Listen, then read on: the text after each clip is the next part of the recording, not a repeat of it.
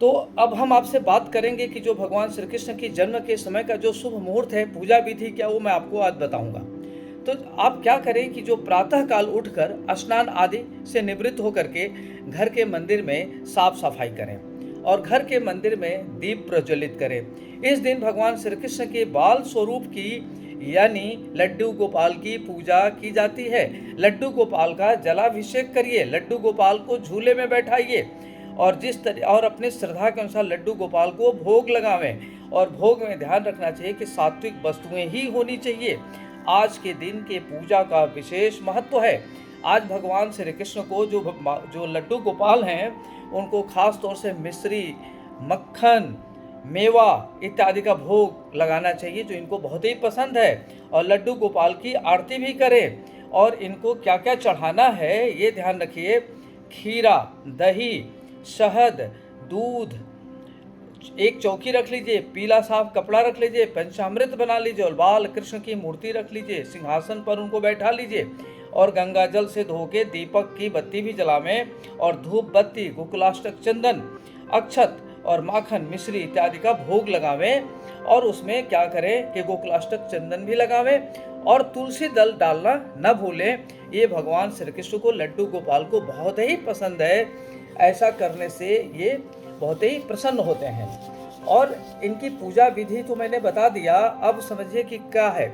अष्टमी तिथि जो है 29 अगस्त 2021 को शुरू हो रहा है और 11:28 रात्रि को प्रारंभ हो रहा है और इसकी समापन 30 की रात में 1:59 पर दूसरे दिन है। तो और पारणा वहीं आपकी 31 अगस्त को 9:49 तक रोहिणी नक्षत्र का समापन होगा। तो रोहिणी नक्षत्र के समापन के बाद आपको पारणा करना चाहिए। और अष्टमी की तिथि जो रात्रि है वो 29/8/21 को प्रारंभ होगा और 30 की रात्रि में समापन होगा। जो टाइमिंग होगा 1:59 पर। व्रत के लिए हमेशा उदया तिथि को बेहतर मानते हैं। और पूजा मुहूर्त है 30 अगस्त की रात्रि में 11:59 से लेकर रात्रि 12:44 तक।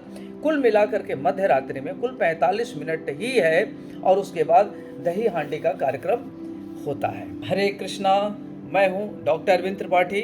आप देख रहे हैं लक गुरु कार्यक्रम। लक गुरु कार्यक्रम में आज हम आपको बताएंगे कि श्री कृष्ण जन्माष्टमी क्यों मनाई जाती है, आज उसकी तिथि क्या है, समय क्या है और व्रत रहने का कौन सा समय शुभ रहेगा।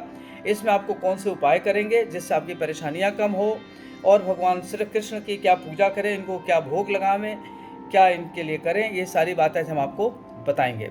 तो आज है भाद्रपद शुक्ल पक्ष की अष्टमी तिथि को रोहिणी नक्षत्र में श्री कृष्ण जन्माष्टमी मनाया जाता है।